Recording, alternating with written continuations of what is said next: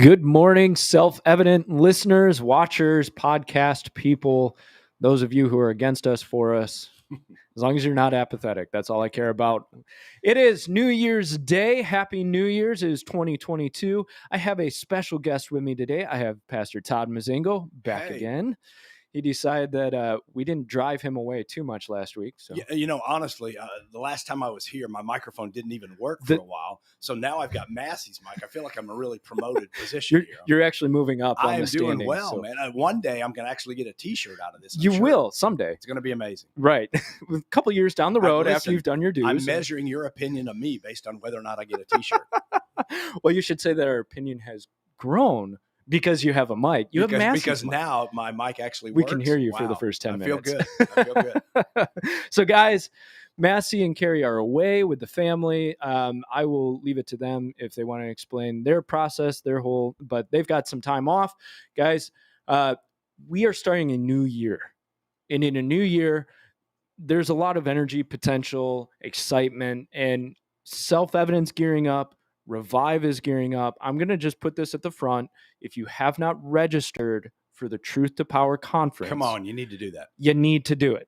And the whole reason I say it's new year, new potential, new growth, because now it's your chance to actually step forward, take some lessons, learn some things, get some encouragement and enthusiasm behind you to move forward and step into those things that God has called you to, whether it's political office or supporting those who go for political office, whether it's school boards, whether it's getting involved as a teacher, whatever you want. Not to mention, we're going to run out of room. Right, exactly. We have limited space. So if you want this information, you should probably register.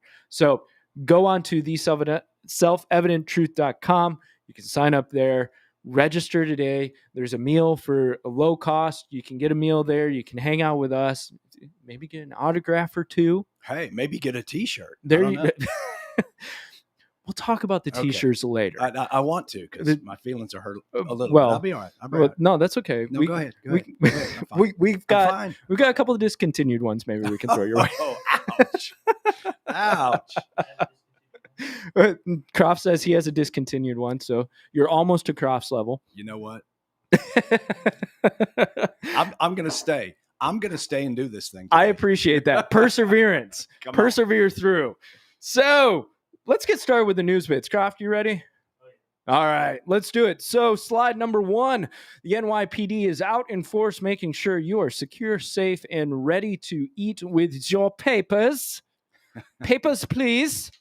So the NYPD is now taking it upon itself to enforce vaccine mandates for indoor restaurants, gyms, movie theaters. You have to show your papers, show your vaccine card. And there's a couple of videos going around. One video is a 5-year-old boy and his family getting kicked out of a restaurant. This is where we've gotten Isn't to. This good stuff? This is beautiful, isn't it? Stuff? What's good about it is it's being touted and foretold that we're heading in this direction. And sure enough, we are. Right. We're heading in this direction.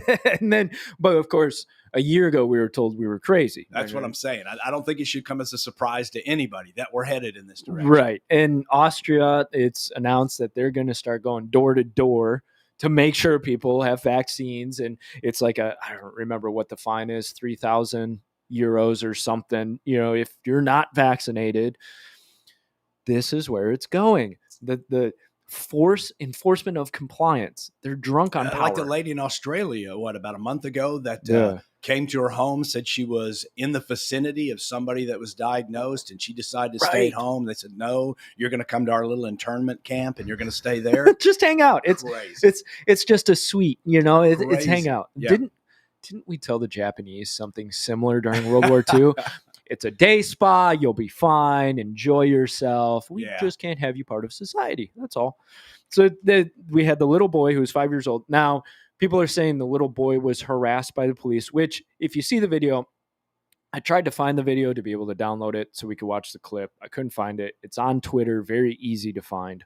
You have 10 to 12 police officers standing around this family. That's a tough 5-year-old. That is. He was ready to swing as he was like crying and gripping his mother. But it blows me away. And there was another video of Burger King some protesters had moved in, were protesting the vaccination mandates and all of that.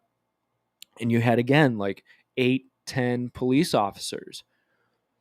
We have police officers en masse threatening people with arrest because they're not providing papers. Is this not insane? Listen, have you heard the Cole Beasley story?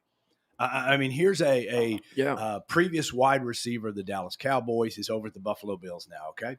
He has chosen not to get vaccinated. So NFL protocol is that if you're not vaccinated, you have to be tested on a regular basis. But if you are vaccinated, you don't have to be tested.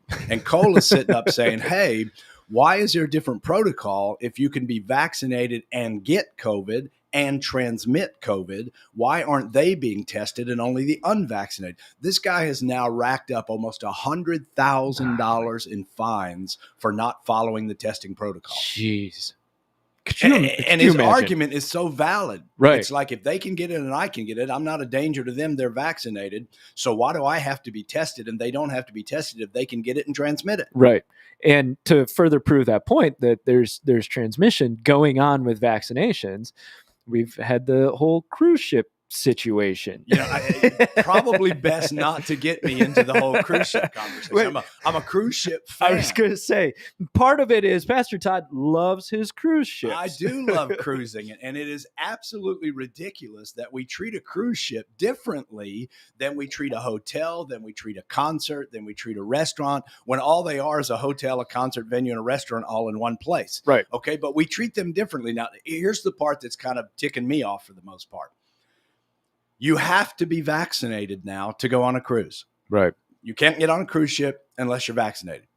However, if you've had COVID already, you have a natural immunity.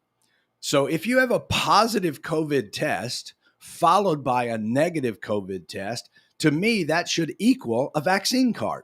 Okay. So I provide you either the fact that I've been vaccinated, which I haven't, or I provide you my positive COVID test followed by a negative to show you that I have natural immunity. A step further is that there already is in place an antibody test where you can go find out if you have natural immunity antibodies. Why aren't all three of those equal documentation? Right. Why are we saying that the only solution is vaccine when we know that the vaccinated can get it and transmit it? So now you've got this 80-something ships who have all had COVID breakouts, even though they're vaccine-only cruise ships. Makes no sense. There's no science in this. And that just backs up Cole Beasley's argument of, look, they can transfer it just as easy as I can. Him. Yeah, they can give it to him. So if there's transfer going on all over the place, and these cruise ships are perfect experiments, they're control groups, right? Because you have everybody vaccinated, they have to prove they're vaccinated. They're on the cruise ship for a couple of days, and you're having outbreaks. That proves to us that these vaccines are not limiting transfer. Not at all. No. And Cole's point is, hey, since the vaccinated NFL player doesn't have to be tested, if they're asymptomatic, they're out there passing it around to everybody because they're not being tested, right? Like the unvaccinated are. Right. And like we were talking about earlier, the only argument that can be made towards a vaccine is that it limits the severe reactions, the severe symptoms of the sickness. Okay, that's fine. That's personal responsibility.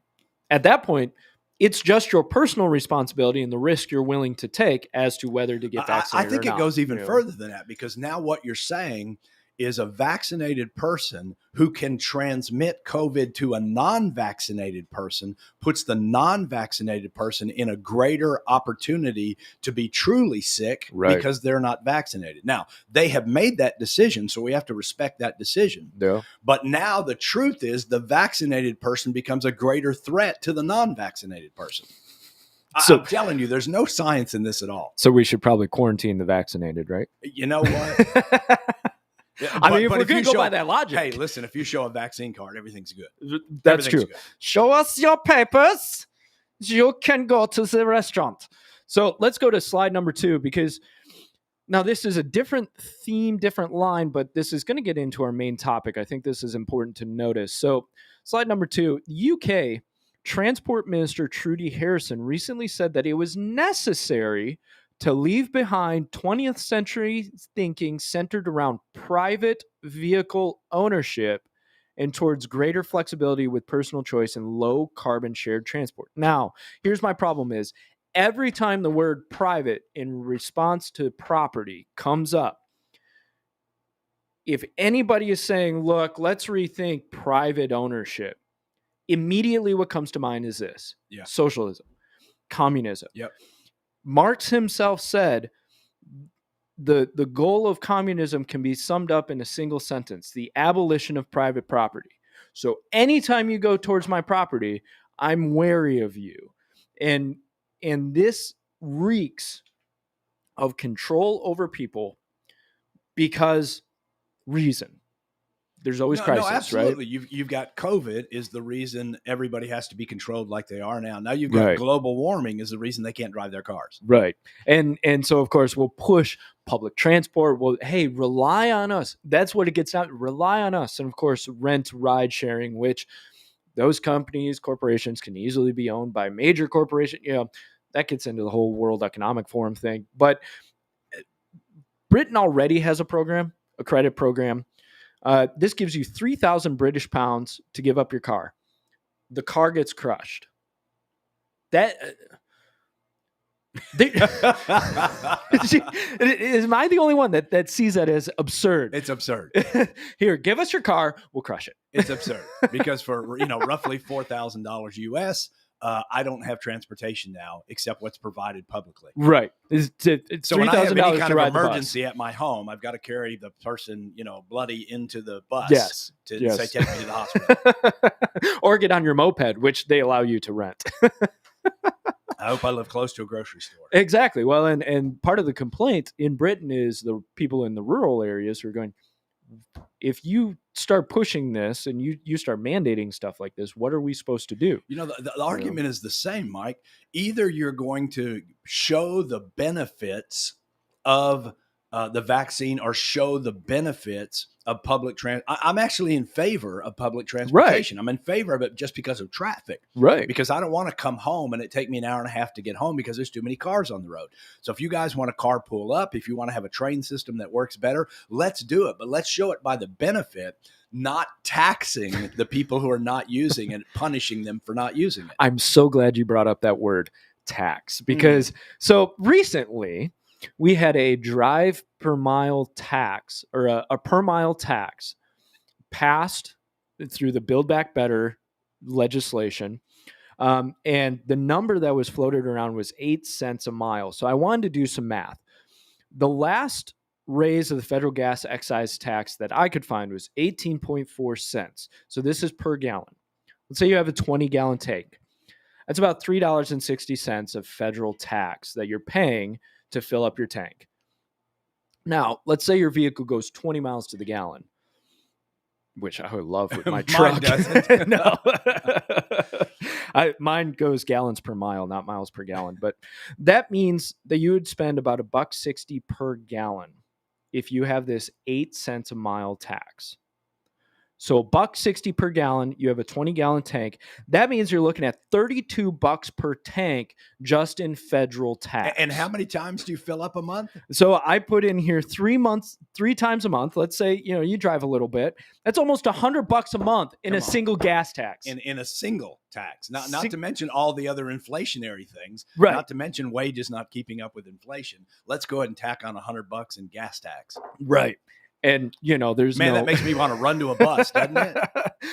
Let's run to the bus. And that really makes the question of what do you start? Hey, here's a good question. Forcing? Does the bus also play that gas tax? So now the bus rates go up? Good question. What do you know? Government owned? Maybe not.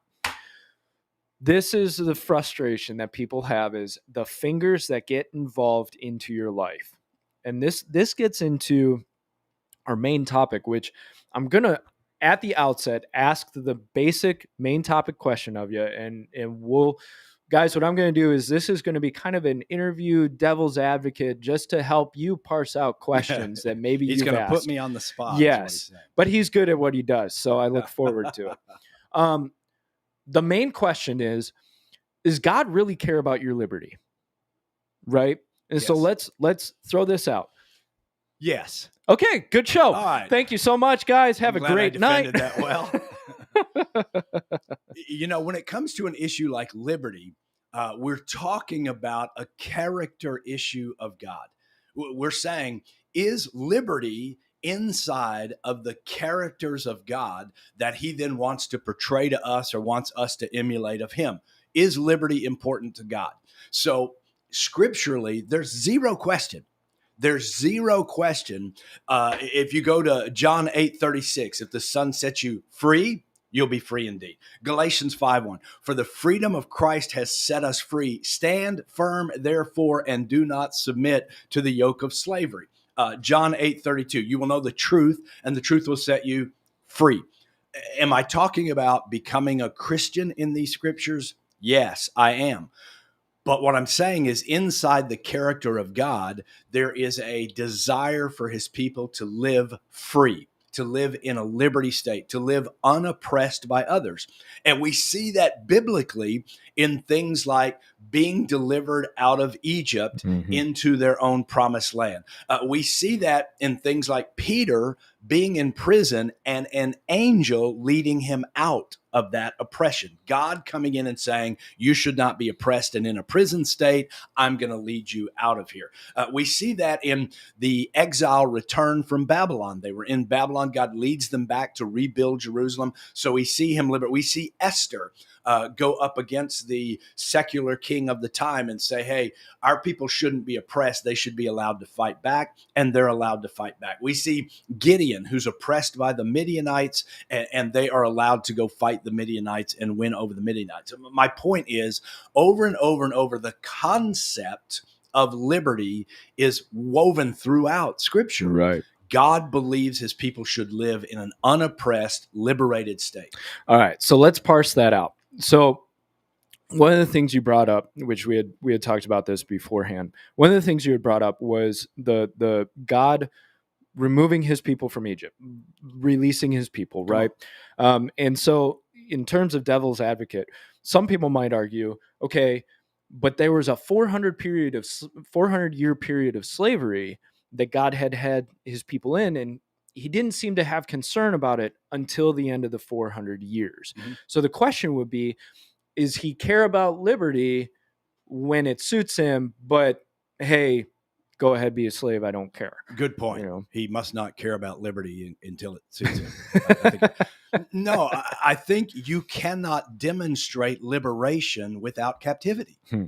So there has to be an opportunity for people to be oppressed in order to show a God delivering them from that oppression. It was never God's desire that his people be confined. It was never his desire that they be enslaved to the Egyptians. And yet he uses that to demonstrate he will miraculously deliver his people from bondage. Right. So do you think, because several of, like, and you had kind of touched on it, I want to go a little bit deeper in it. The verses you used, especially from the New Testament, could be considered, well, that's talking about spiritual freedom, right? Being not yoked spiritually. What I'm talking about is the character of God, wanting his people to live in a liberated state. Right. So would that be a liberated state only spiritual, or would that? No, because you go back to guys like Daniel and Shadrach, Meshach, and Abednego, who were oppressed by a secular government, who opposed it, and God delivered them. Right. Okay. Wanting them to live, not wanting them to die in a furnace, not wanting them to die by the mouth of the lion, delivering them, liberating them from that oppression. So let's go into that. And this is more just an exploratory question, not a pushing question. The government aspect of it. So Shadrach, Meshach, and Abednego, Daniel, these are guys that are pushing up against government, right? And there's a sense of, now this is where I want to explore for listeners especially, is those are the force of the government in terms of direct worship of somebody other than God, right? The government is trying to enforce this idea of worship the king, worship a false idol, right? Right. Yeah, exactly. Worship Fauci. And so that's an easy line for a person that's pushing against us to use of, well, that's talking about government enforcing worship, government enforcing vaccines, or, not having a car. That's a whole different horizon than worshiping a false idol. Maybe we could go to the story of Masada. Okay, where the Romans have come to destroy and conquer in 70 AD, and 900, I think it's 940 Jewish people go to the fortress of Masada, and they hang out there while it takes the Romans 2 years to get there. Yeah. And breaking through, they have all basically committed suicide because they choose not to be oppressed. I don't believe that if you took the character of God and his desire for his people to live liberated and free, you can say that only applies to Christianity. It only applies to free from the oppression of the enemy, or from darkness, or from hell. What point would there be in having a life of joy and rejoicing if we're constantly oppressed? Right. In other words, you can't just take just take it and categorize it and say God only believes in liberation in the Christian sense. Otherwise, he would not be delivering his people from secular governments. Right. So that, and I'm sure our listeners have heard this before, but the whole Romans 13 argument is, well, God instituted those governments, right, to enforce compliance, and you need to submit, so that they jump on that word submit. And I know we're going to talk about this more at the conference. Right. So I'm going to give you a brief overview, but when you get to the conference, you'll get detail that you can defend and support this with. My personal take on Romans 13 is that God is trying to teach us that he has established government. What I mean by that is a ruling authority. In other words, if the government is on Christ's shoulders, then what he's trying to teach us is that there is an authority to submit to in Christ.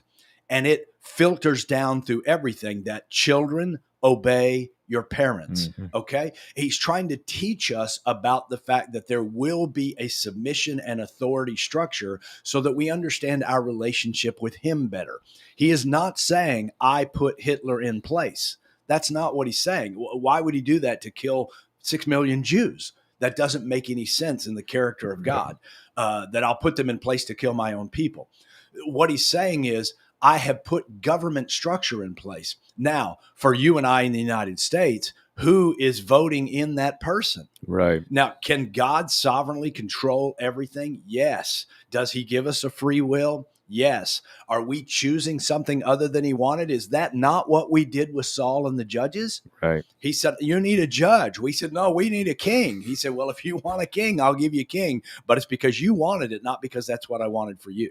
Right. And I think that's something that we really have to take into account, is what does God want for us versus what we decide we want. And I think that story of the Jews saying, God, we don't want you. And he's saying, look, this is what your king will do. He'll take your men for his armies, or your sons for his armies. He'll take your daughters for his courts. He'll take your livestock. He'll take your first fruits. He'll take your land. Yeah, it doesn't matter. We want a king. But he's given us the opportunity to actually choose well. Right. And then when I say that, we just went through this election, and we talk about 80 million people voting for the current president. Okay. And this was something Ben Carson brought to me in an interview one time. He said, do you know how many registered believers, people who claim Christianity, there are in the U.S. right now, just that are registered to vote? 94 million. What does that say? That if Christians could come together, they would be electing the president. Right. And now Christianity has a trouble getting itself together.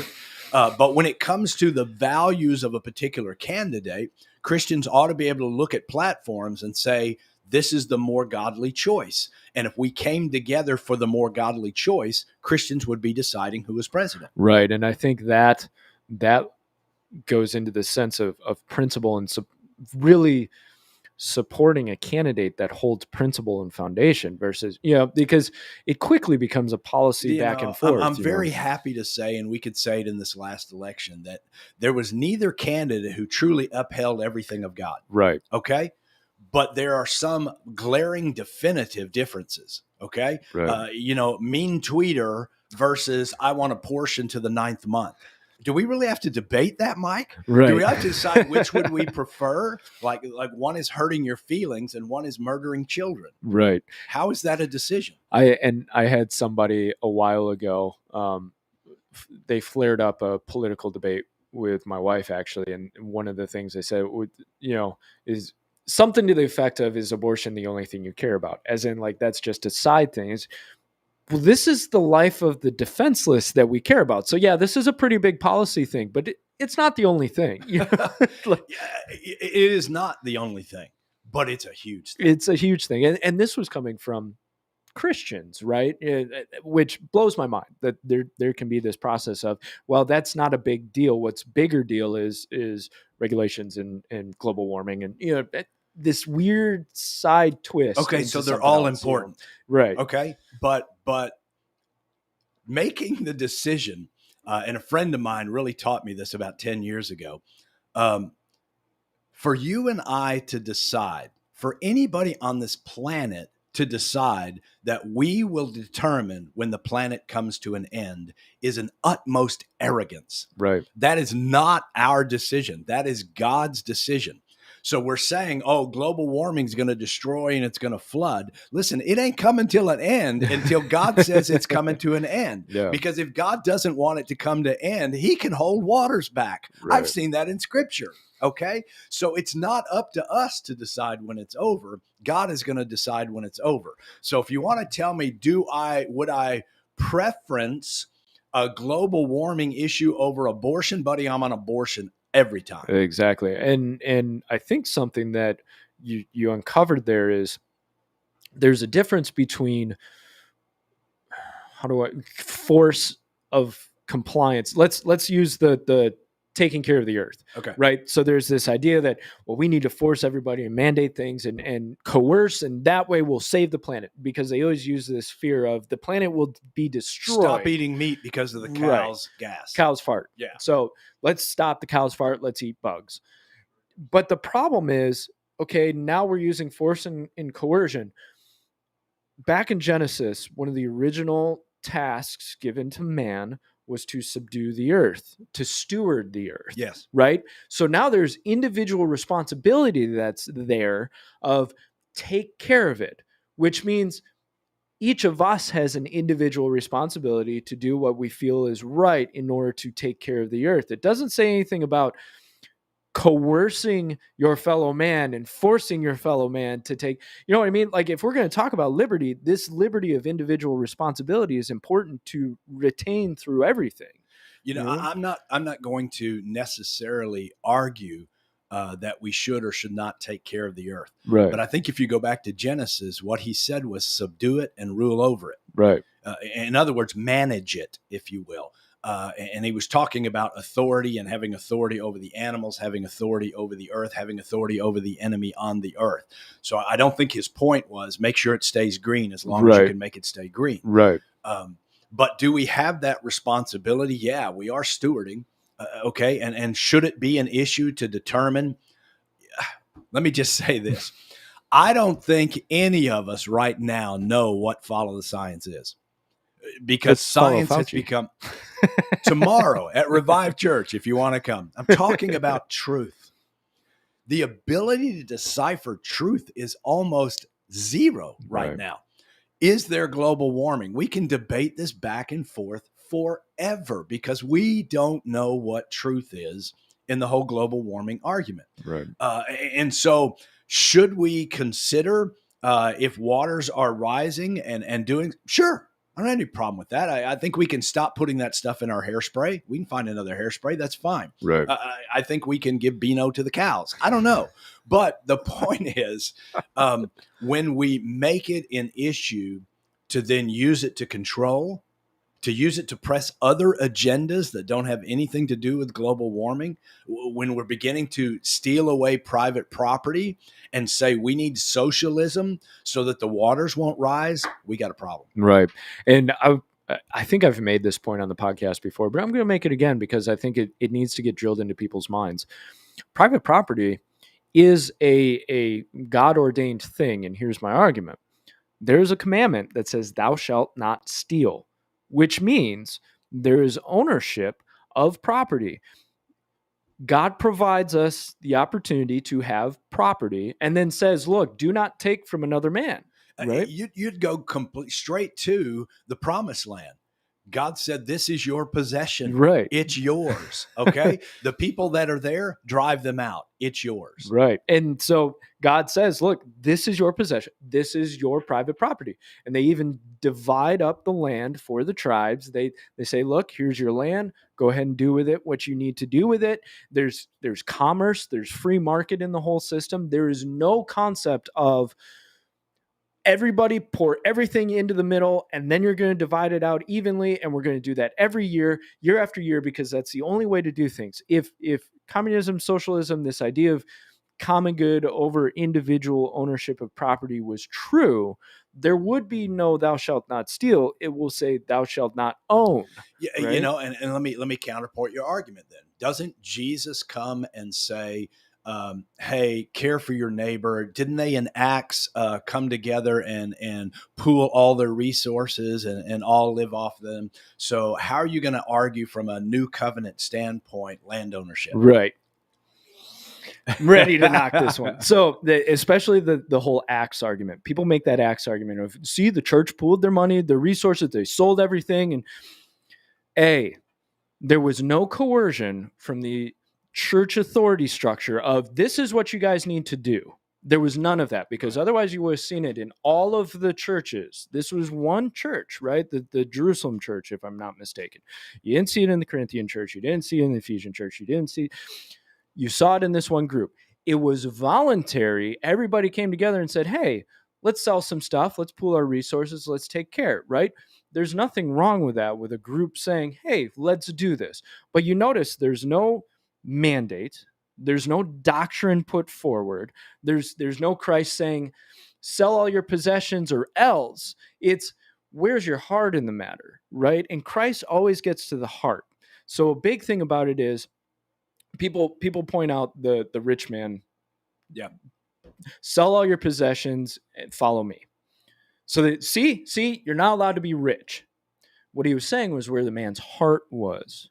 He's saying, look, you always notice Christ needled the heart position of the person.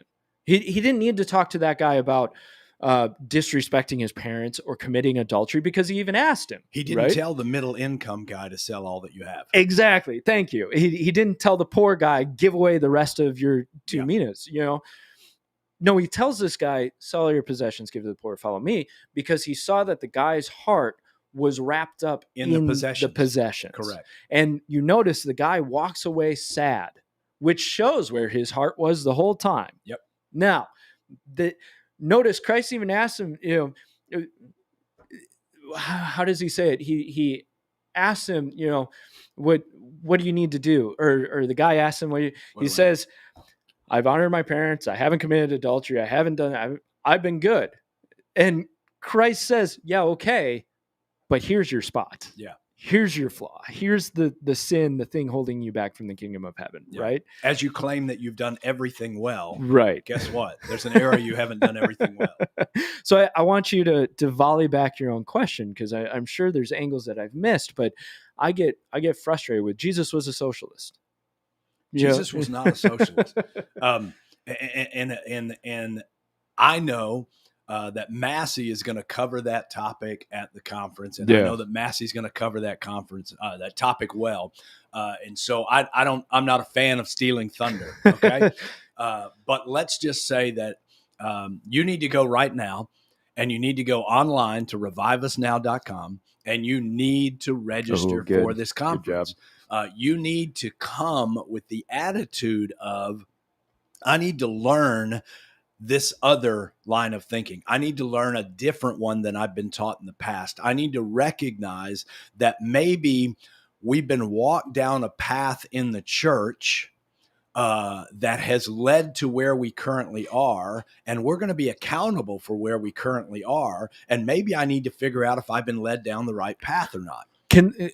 I think it would be safe for us to get into this, and if this is going to bite into your presentation, we don't have to go there. But what do you think kind of started that process, or where do you think, not necessarily where it originates from, but how did the church get to the point where it's saying we need to submit no matter what? No, we have to talk about basically our generation, because that's what I can speak to most intelligently. Okay. And we're talking about the last 60 years. Right. What I have seen in the last 60 years is the church fall to the paradigm that the church and the state are supposed to be separate, and that because of 501c3 statuses, we're not supposed to talk about government. And the two biggest fallacies in that is that it is the government that is telling us the church and the government should be separate. It is not the church that's saying, no, we shouldn't. We should be involved in government. And two, the 501c3 only had to do with campaigning for a candidate. Right. It didn't have to do with talking about the candidates once they're elected and saying, this is wrong, this is right. Next time an election comes up, we should stand for this instead of this. And so the church itself has become passive when it comes to governmental issues, because we think that's tolerance and love. Listen, Jesus confronted both secular and religious government. Okay. We cannot afford to any longer say God does not have a role through his people in government. It makes no sense. You just have to watch the slide we've been on for 60 years that I've watched it and see if Christians continue to not be involved in the decisions of our government and the affairs going on in our government, we will continue to a slide where Christ is going to return. And my only response is going to have to be, I'm sorry, I didn't know I was supposed to stand up for you. Right. We can't do that any longer. We have to stand up and say, enough. You know, it hurts. It hurts to a degree to watch the church listen to a discussion where governors of states are saying, let the child be birthed and then we'll decide whether it lives or not. Right. That's sick. That's sick. And the church said, well, there's a separation of church and state, and we have this 501c3, so we're against it, but we really can't rally. We really can't do anything. What does that do? It allows state after state after state to say, okay, abortion up to the point of birth. Because nobody's standing up when there's enough of a voice in this country to stand up and say, no, guys, that's sick. It's wrong. And not only is abortion wrong in the 9th month, it's wrong in the 1st month. And we got to stand up and say something about it.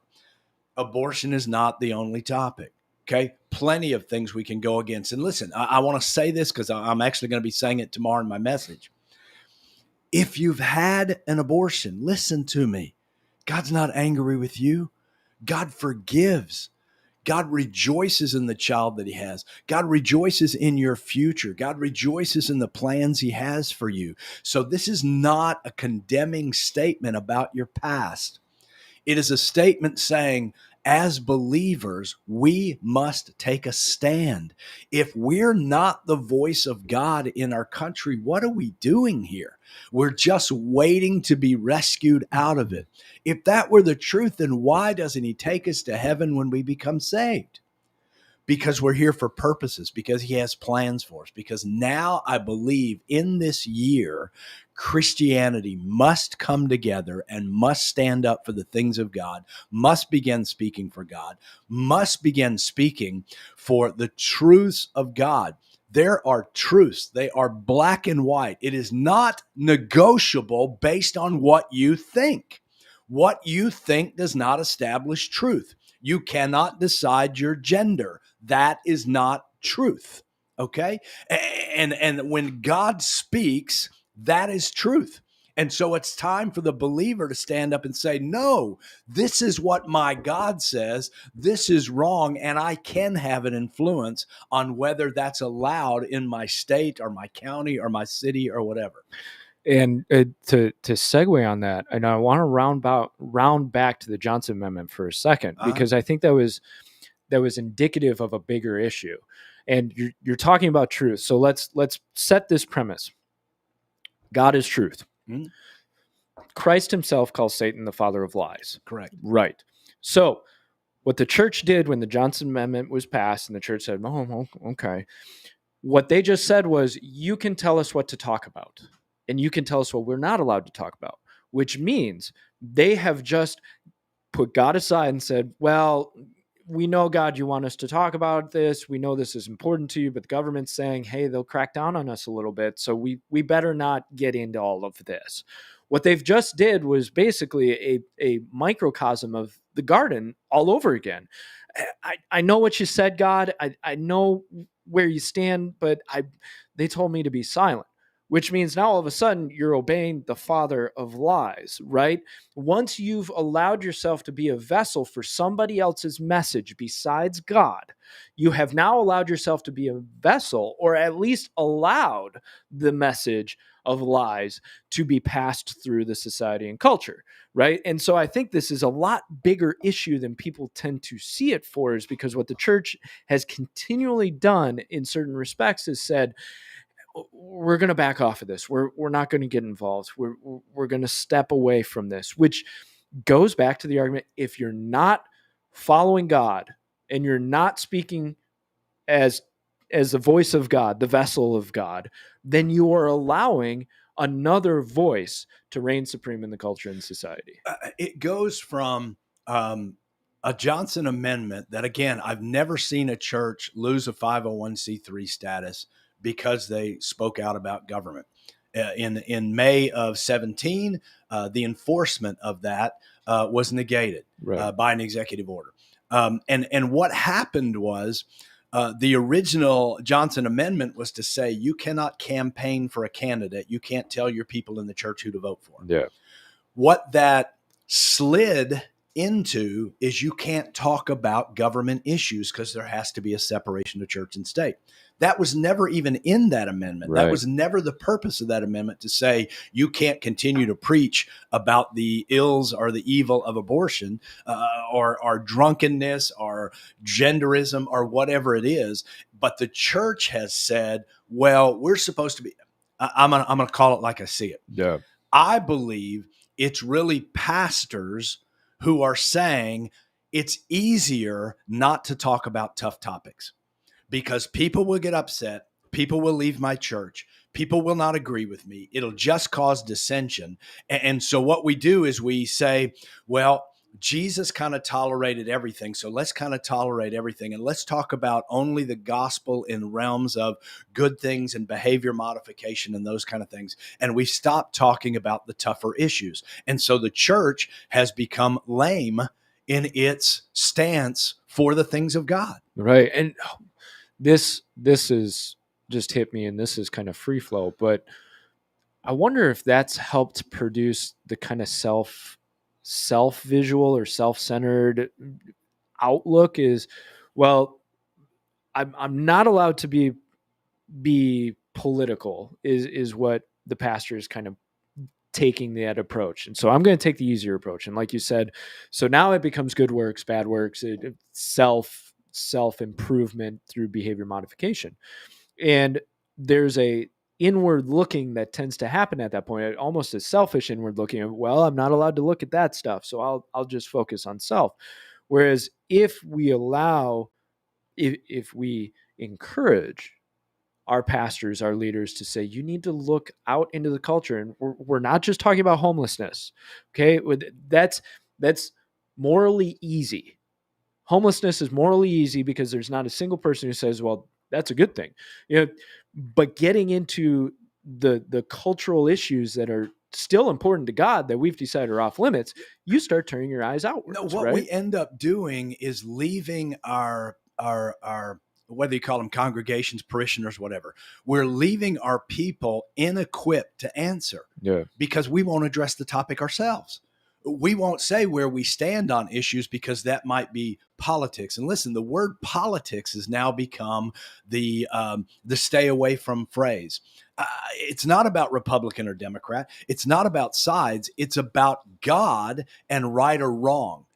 And you can say one side in politics seems to be more on God's side and one on the other. That's not the issue, because on both sides, there's things going on that are not godly. Yeah. Okay. So the Christian needs to be standing up and saying, okay, if there's going to be a Republican Party and a Democrat Party, where's the Christian Party? Right. So that we can say, no, we're just here for the things of God. And we want to make sure that the things of God get in. But I guess where I started from is in our own churches, we are being silent and quiet because we're not equipped, because we don't know where we stand, because we don't know what we should know, because our teachers are not teaching us what we need to know about these kind of issues, where we need to stand. Now, a lot of us know scripturally that, hey, this is wrong. We'll take the one issue. Murder is wrong. If you're going to kill an 8.5-month-old child, that's wrong. Okay. But we don't know how to defend it. We don't know what to do about it. We can just say it's wrong. This is what the conference is about. How do we equip ourselves to know what to do instead of just identifying a right and a wrong? Right. And that it's so important to have that knowledge, to have that understanding. And I think what people tend to think is, well, if I've got the knowledge, then I'll know for a response in an argument. But part of gathering that knowledge, that realization, is it helps set firmer the foundations and principles that you have or the convictions that you have as to why you step out, right? So once I have knowledge that there is a genocide of the unborn going on, all of a sudden my conviction is pricked and I go, something needs to be done about that, right? And so if you don't have a knowledge of what's going on, you don't have a knowledge of issue in the culture, then it's very easy to put the blinders on. Well, you slide right into complacency, right? And you just sit and say, "Well, I can't have any kind of force on this. I can't really do anything about it." And yet, Scripture is clear that the gates of hell. Listen, the gates of hell are on earth. It is Satan's kingdom on earth. It is what Satan is doing in this earth, and those gates cannot prevail against the offensive move of the church, of the kingdom of God going through those gates. They cannot stand. And yet we passively sit on the sidelines and say, well, there's the gates, but we're not real sure what to do about it. Which that just submits to the spreading of the kingdom of Satan. Right. It just allows him to take more ground while we sit and say, well, we weren't sure what to do about it. And my question would be, and this should be a pretty simple example for people, who do you think is more likely to be oppressive, authoritarian, dictatorial, forcing compliance? Satan or God? Right? When we boil it down to these two pretty simple, like, well, who's more likely to be oppressive and forceful? Now, you'll get the angry atheists. They'll say, well, that's God. He gave 10 commandments and he gave Leviticus and he won't let them eat shrimp. God gave us free will, buddy. Right. God gave us a free will in the garden and said, you can choose or not choose. Okay. I just don't want to be one of those people who, when Christ returns, I say, I didn't choose. Right. I chose not to choose. What's that, an old Rush? If you decide not to choose, you still have made a choice. It's absolutely true. I don't want to be in that situation where he said, well, you could have done something about this and you chose not to. Why did you choose not to? Well, because I didn't know what to do. Right. That's not acceptable. Not when we can find out what to do. Not when we can take the opportunity for me to hear both sides of the argument. Come to the conference to hear why we're saying you should be involved. If it's not valid after you've heard it, if it doesn't ring true in your spirit, if you don't think that's truth, okay, you've at least heard the argument. Come to the conference. I think you're going to find out, wow, we've been sitting back doing nothing when we could have been doing something. Right. And there's an energy you gain when you're being a part of something. God has put into us this passion to be a part of something bigger than ourselves, which as Christians, that's the kingdom of God. That's being a part of the kingdom of God is something bigger than yourself. And so you're motivated and encouraged and enthused to grow and go forward, right? And when people sit back and they don't do, I think a lot of depression is caused by people who know they should be doing more and they're not. And that could be as simple as like, I know I should get up for work today, but I'm not going to. And this process causes a discontent in a person because they know they're not fulfilling what God has placed on their heart. And I think that's from the smallest to the greatest is, are you fulfilling what God has called you to do? What's your purpose? What's your meaning? Life is meaning. There is meaning to life, right? And when we place God at the proper position, all of a sudden it all clicks together and your meaning has the greatest meaning possible. Yeah. You could have some meaning going out and earning millions of dollars and being a philanthropist. You can make yourself fairly contented. But I argue that there's still this section that goes unfulfilled because you're not doing it for the Lord. There's still a disadvantage there. There's still something that, wow, there could be more. Maybe I need to earn more and be more of a philanthropist. Whereas with the Lord in the proper position and proper context, I have $5 that if I spend it the way the Lord has put on my heart to do, I feel fully contented. Right? Mike, what's a parable in the Bible? A parable in the Bible is a demonstration picture to help you understand a concept. And Christ gives us two very, very clear parables called the talents and the minas. Okay. And they are parables, meaning they are teaching you about something else, but helping you get a better picture of it. In both parables, he's saying, I have given you something and I am going to come back to see what you did with it. Right. Now, if you reduce that to just money, you have flat missed the point. Okay. Because the parable is supposed to teach you something spiritually, not teach you something about cash. So the point being is there is a day of accountability for how we handled and managed ourselves, how we handle and manage what he gave to us, and what we're going to be doing with our future in eternity based on how we managed and handled that. That can put a tremendous amount of pressure on you. But I'm saying in this season, it is time for us to recognize that as a church as a whole, and I'm talking globally as the church, we have not stood. All right. I got to say this just because we talked earlier about knowing it was coming, the papers, right? Knowing it was coming. I'm talking to a missionary who we work with regularly in another country who is being told by his government he cannot accept resource funds from us. He cannot. Oh, and by the way, if he converts a person from the country's religion to Christianity, it's a $7,000 fine. Now, let me tell you how that happens, because the church doesn't stand up and say, no, the kingdom of God is going to advance and the gates of hell cannot prevail against us. And the beauty of America versus another country is America was a Christian, Judeo-Christian, foundational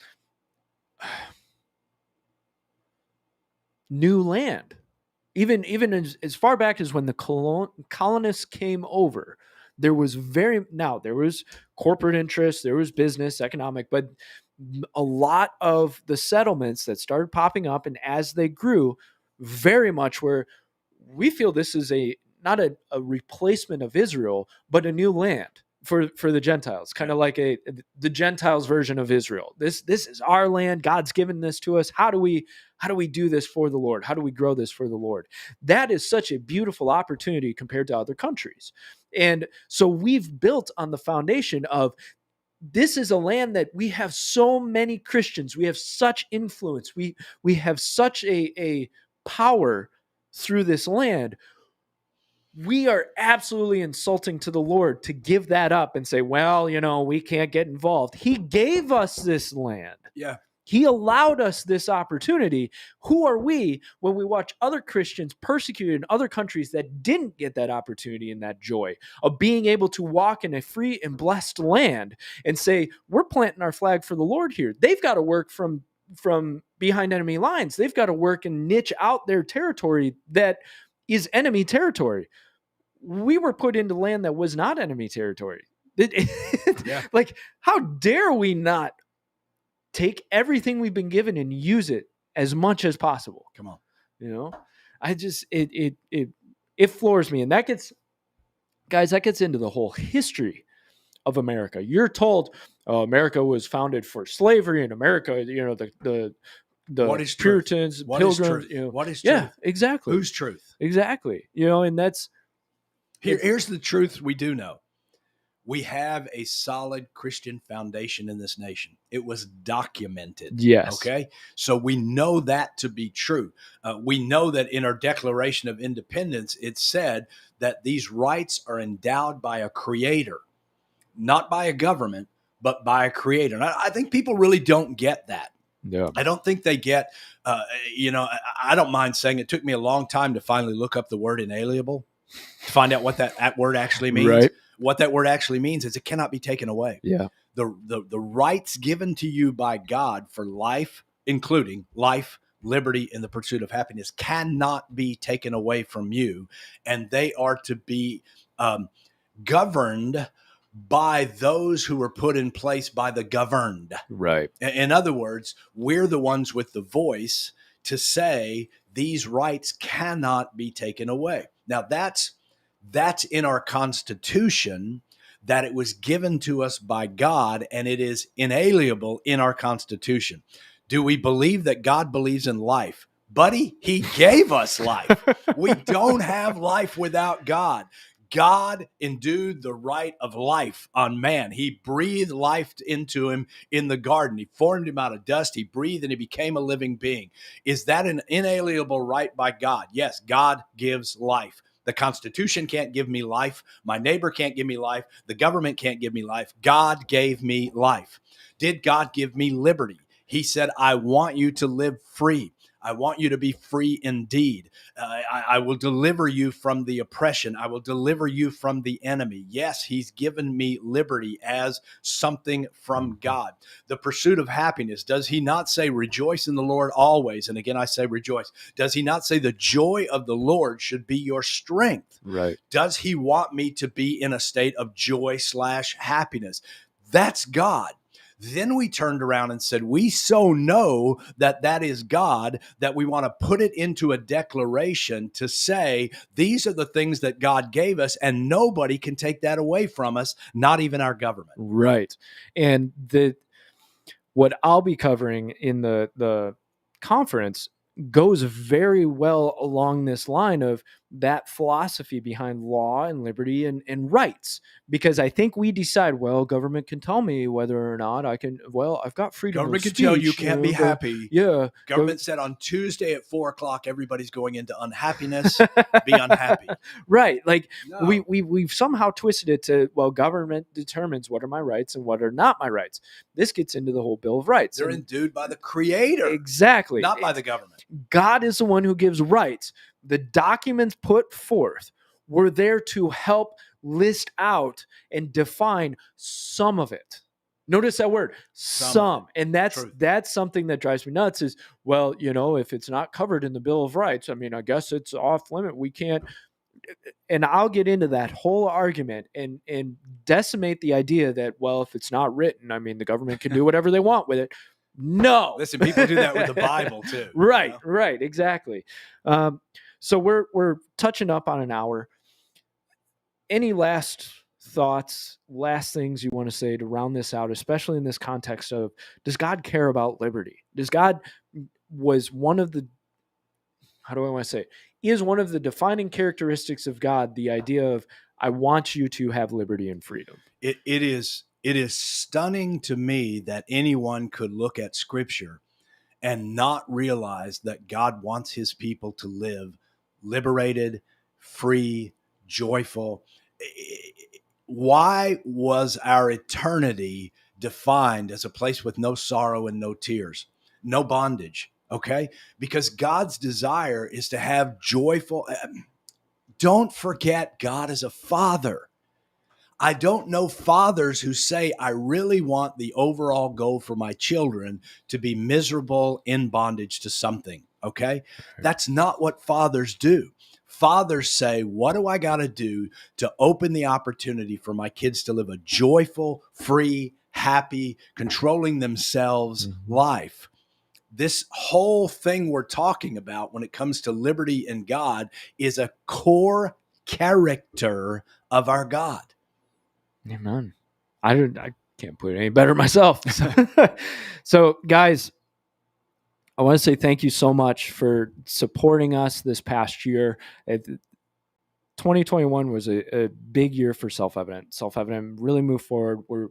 We're coming into association with Revive, which we're so thankful to Revive that you guys are supporting and partnering up with us and helping move this mission forward. And we're very excited for 2022. And I think the conference is such a great kickoff to that. It's guys, the conference is not the last thing. The conference is not the Revive and Self-Evident came along like this, and now they're splitting up. This is just the beginning. That might happen, but it would be contingent on whether I get a T-shirt or not. Well, we've got discontinued. They say make America constitutional again, so we'll give you one of those. So, guys, register for the conference. It's coming up. It's almost here. We were in January 14th, 15th. You've got to do this. You got to be there. If anything, just so you can get an autograph.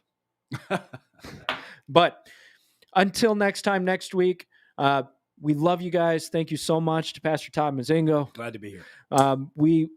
We love you guys. We cherish you. Feedback. We always want feedback. We always want shares. We always want comments, like, dislike, whatever you want to do. We love you. We'll see you next week. Have a great day, guys. God bless.